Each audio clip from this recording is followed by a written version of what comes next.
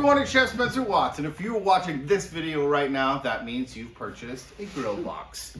This thing's super cool. On behalf of Tide to Table and myself, thank you for purchasing a grill box, and I'm here to take you through this thing step by step to get it from the box onto a plate. And trust me, this thing is super simple to assemble. So let's get into it. All right, so if you're gonna eat the whole box, what I like to do is something called slack thawing, which is a really fun term for taking everything out of the box, putting it in the fridge and letting it defrost kind of naturally and slowly over the course of like 6 or 12 hours. If you're not gonna eat the whole box, just kind of defrost what you're gonna use. So first course is the tuna. What I've done is taken the tuna out of the bag and then pat it dry with some kitchen towel. And then for this, you're gonna need the dill cream, the succotash, and the cowboy rub, and then just some salt and some oil. So let's start with the tuna. Actually, let's start with the succotash. This is super simple. So I like to cook this from the frozen state. So you can just pour it into a pan, and then there'll be a little bit of moisture left in the vegetables. And then that's when I add the dill cream, just kind of together. This dill cream is so delicious, it's ridiculous. So there's lots of garlic in it, dill, cream, some vinegar, so it's really, really punchy and really fresh. And then with the sweetness of the corn and the crunchy vegetables, it's super delicious. So you can put it in just like that, the frozen veg with the dill cream, and then you can put it on the side burner of your barbecue if you have one, or on the barbecue itself. And then I just bring it up slowly, kind of let the vegetables defrost, let the cream sauce get really nice and thick. And I preheated the barbecue, so I use the indirect method. So the right-hand side of the barbecue is on, left-hand side of the barbecue is off. Pretty simple, right? Succotash, good to go. Let's talk about tuna. Okay, the tuna is really simple. So I just brush it with a touch of oil. You can use any oil you want, honest to goodness. Olive oil, vegetable oil, anything's good to go. And then I like to give it a little seasoning with salt, just because the tuna has some really nice fattiness.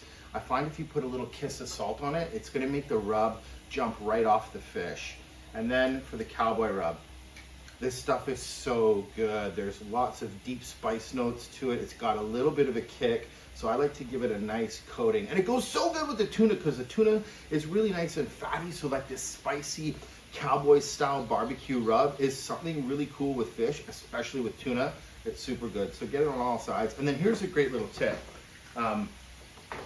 Even use the rub that's on the plate and just kind of dip the fish into it, get it in all the cracks and crevices. You want to rub it like you would ribs or something. Like this tuna is so fatty that with the rub it's super delicious, so get it in there. And then as this starts to cook, just keep on moving it around like that, and the veg will start to defrost, and then the cream sauce is going to start to thicken up. It doesn't take a long time, so watch it. You want something like that. It's really nice and creamy, so it just takes a few minutes to cook it down. And then again to that, a little bit of salt. Good to go, easy peasy. All right, let's grill the fish. All right, so again, the barbecue is indirect heating, so this side is fully on, and then this side is off. And here's a great little tip when you're gonna cook the tuna.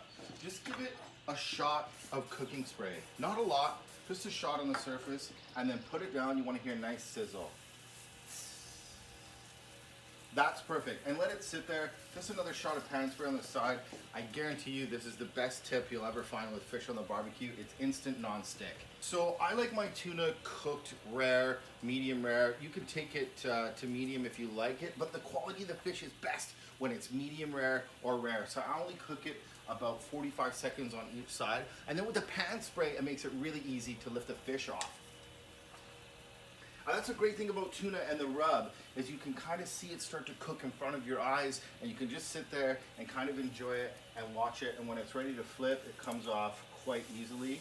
Those are some really good char marks right there. It's really nice and bubbly. So I just push it like that and then leave it for a few seconds. And this is a great tip. You just want to roll it along the grill to get the marks, and then just flip it like that. You've got some nice grill marks there, and it takes literally minutes to cook the tuna. That's how simple it is. All right, she's a beaut. Really nice char marks on there. The smell of the rub is so delicious. This is perfect. It's nice and rare, medium rare. That's all it takes to grill the tuna. Looks great. All right, let's finish it up. This succotash is really nice and beautiful. So you just want to cook it down so there's just enough sauce to coat the veg, and it's super good with the crunchy edamame and the sweet corn, and then you've got a little bit of the tanginess from the cream and the vegetables. It's a great garnish for the tuna.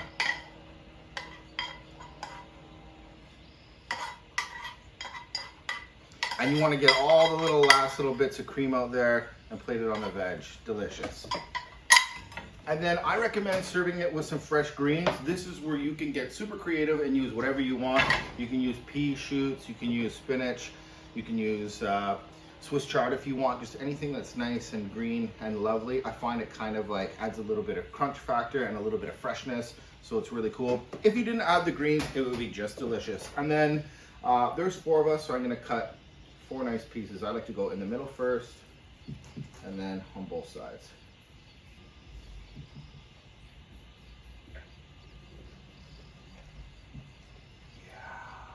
And that's perfect for me. Just sear it on the outside, nice and raw in the middle, and then you can just plate it around the succotash and the greens. Looks so good.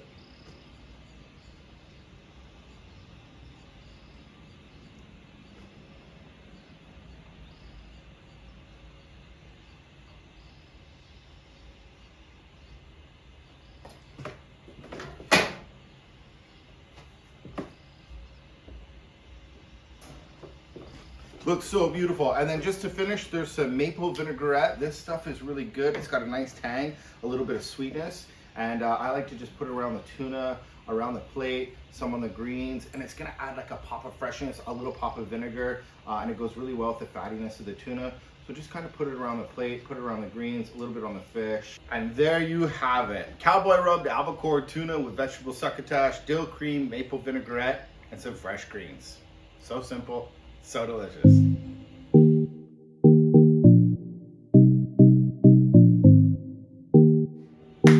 Okay, the next one's super simple. This is the candied salmon kebab. So I've taken the kebabs out of the marinade and pat them dry. That's what's gonna work best on the grill. And it comes in a lot of juice. So in the marinade, there's lots of brown sugar and lots of soy. So it's a perfect balance of sweet and salty. So not much to get it onto the grill and get it tasty. I do a little shot of the pan spray again, just makes it nice and non-stick. And then just a couple crystals of salt.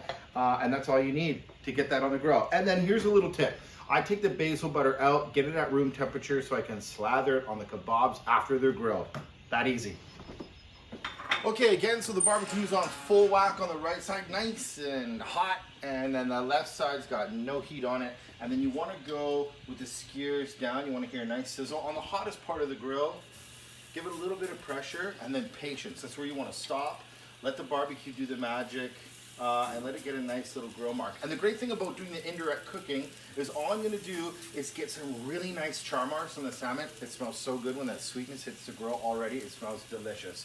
So all I'm going to do is going to get some char marks on the salmon, and then I put a piece of foil on that side. So just some char marks on the salmon, and then I'm going to turn them over, put them on the indirect side, and then that's when I slather them with butter. Close the lid, and as they come up and cook, they get coated in that beautiful basil butter. Super delicious, super simple. Okay, once they have some really good char marks like that, you can just flip them over. This side doesn't need a big char. You can just put them onto the foil, and you can see there that they're kind of half cooked. They've just got a nice char at the top, and be patient with it. You don't want the salmon to stick, so just let it cook, flip it around, roll it, and then this is where I can add that basil butter. So it's got nice big chunks of red onion in it, basil, lemon, and it goes so good with the sweetness of the marinade and the soy sauce. It kind of like, it's like your tongue is a pinball machine, and that ball is hitting every flavor that your tongue can possibly handle. Just let it melt gently. And that's why the barbecue is perfect to have on indirect heating. You can do all your grilling, all your char marks, and then over here, this is great for just finishing the fish, letting the butter melt. It's so cool. It's like a little bath for the fish skewer. Delicious.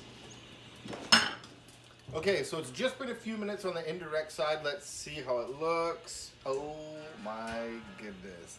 That looks delicious. That's what you want to see. You want to see the butter melt, and then you want to reveal the onions and the lemon peel and the basil. And I'm telling you, the basil and the lemon and the onion and the brown sugar and the soya and the marinade make the perfect marriage for a wild salmon kebab. That's delicious. And then all you need to do is put it on the plate. You can see the salmon just wants to flake apart, so be real gentle with it. And this is delicious. You don't need to put anything else with this.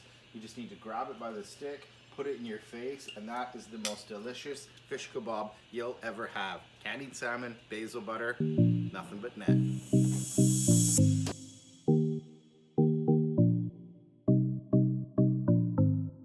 All right, up next is the Cedar spot prawns. These are really cool because all you have to do is take them out of the bag and they're ready to go.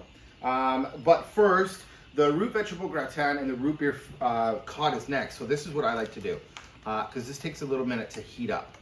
Just remove this lid of the root vegetable. These are so delicious. There's parsnips in there, sweet potato, carrots, lemongrass cream, breadcrumbs, cheese, and then I just put some clean foil on it, and I'm going to start cooking it on the barbecue. And then when it's almost time to take it off, I remove the foil, get the top kind of crunchy, and it's perfect. So let's go to the queue. This is great. All right, so this part is super simple. So what I've done is I've taken the grate off the barbecue, because you want to land this on the hottest part of the barbecue. If you're using charcoal, go right on the charcoal, and then all you do is put the cedar plank down like that. If you start to hear some sizzling, that's a very good sound. This board is meant to go onto this barbecue like this. It's a one-shot use, so you want that board to get charred. You want that board to get a lot of color. That means flavor. And then the lime base is really simple. Just take your lime base, hit it all over the prawns, and then, man, you can already smell the cedar. Then you can close the lid and let it cook. But first, I'm gonna put the gratin on the off side of the barbecue, and it's slowly gonna start to heat up for the next course. That already smells delicious. Close the lid. You know the cedar plank prawns are done when it starts to smell like cedar and beautifully delicious prawns. Let's have a look. Holy Virginia! That's nice. If the board does catch on fire, don't freak out. It'll put itself out. But the prawns only take a couple minutes to cook. Look at this. This is so great. Oh my God. You want the cedar to get that kind of color. You can see the smoke coming off of it. That's just giving the prawns a little kiss of smoke. With the lime base and the green marinade, these things are delicious. They take no time to cook at all, and they're peel and eats. Put that on the table and dive in. So good.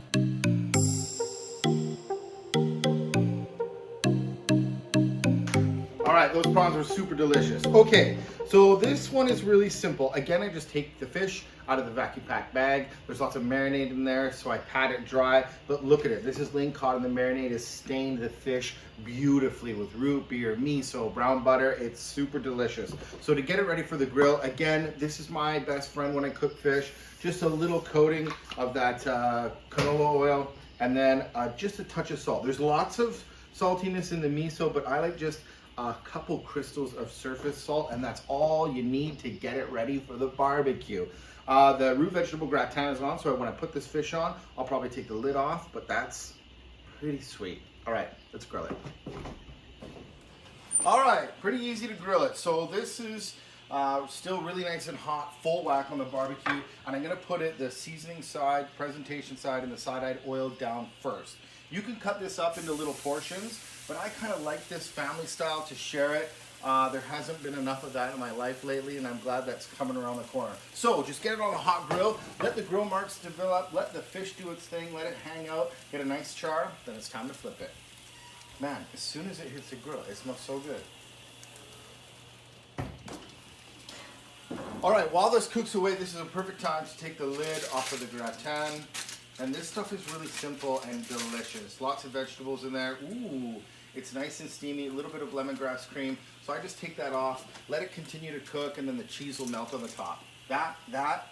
So good. All right, so the fish has had a few minutes to cook. Woohoo! That's really nice. When you start to see some dark marks, that's really good. A nice char is what I'm looking for. So I'm going to scoop the root veg to the back, and then I'm going to do the same thing I did with the salmon skewers and move the fish to the indirect side for the rest of the cooking. Once you've established the char marks, then you're kind of good to go. This is what I like to do. Just pick it up and then flip it over. Oh, beautiful. It gets such nice good color from the marinade, and I love the char marks. Embrace the char marks, and now it's on the indirect side. You can just let the fish slowly cook the rest of the way through. The gratin's finished. That looks delicious. Okay, good luck. Smells great. All right, fish is off the grill, and it looks really, really nice. And you can tell when it's cooked, it's just got a little bit of give to it, and those beautiful char marks. And the char marks are from the sugar in the marinade. It's super delicious, especially with the delicate cod. It takes on a lot of flavor, and that is all about flavor. So I'm gonna plate this up family style. And this root vegetable stuff is really good. So there's a lemongrass cream in it, Lemongrass has a really distinct flavor and it goes so good with the marinade on the fish. And then this is just some of my favorite root veg, carrots, sweet potato, and parsnips. So there's a little bit of breadcrumb in there and a little bit of cheese to give you a bit of texture. And then I just like the way that it looks. It's so cool, it's so tasty, and the veg are really nice. You just have to heat it up a little bit and they still stay nice and fudgy. Even a little bit of that sauce in there, put it on. Amazing. And then put the fish up right beside it. And I like this kind of family style. Again, you can take this out of your box and cut it up into portions if you want to get a little fancy, but I kind of like it family style like that. Everybody can sit at the table, kind of dig in. It makes it super delicious. And then just to finish it, some chives or green onion. I find that that's really cool. It's going to go with the marinade and the fish, and it's really simple, really simplistic, really humble, but it's super delicious. You can put your favorite potato with that, serve a nice green salad, and you're laughing. This is really good. The smell of it is so crazy right now. Root beer, miso, brown butter, marinated ling cod with a root vegetable gratin and lemongrass cream. It's almost a tongue twister, but it smells so, so good.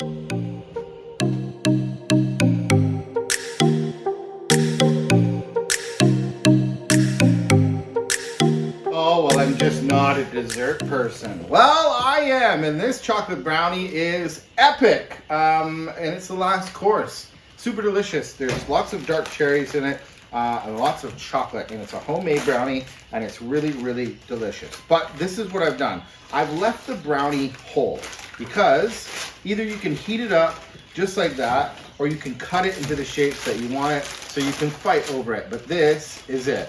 It's just a big old chunk of brownie. Super delicious, lots of cherries in it. So I'm gonna cut it into four, really easy to cut, just in half, and then in half again. And then you can heat this up a couple ways. You can pop it in the microwave if you want, but it's all about the grill. This is the grill box, so I'm gonna heat it up on the grill. Super simple. Just put the brownie pieces on another piece of foil, and then cook it on the indirect side. Place it there, close the oven, and in a couple of minutes you have a nice warm brownie, and then we'll plate it.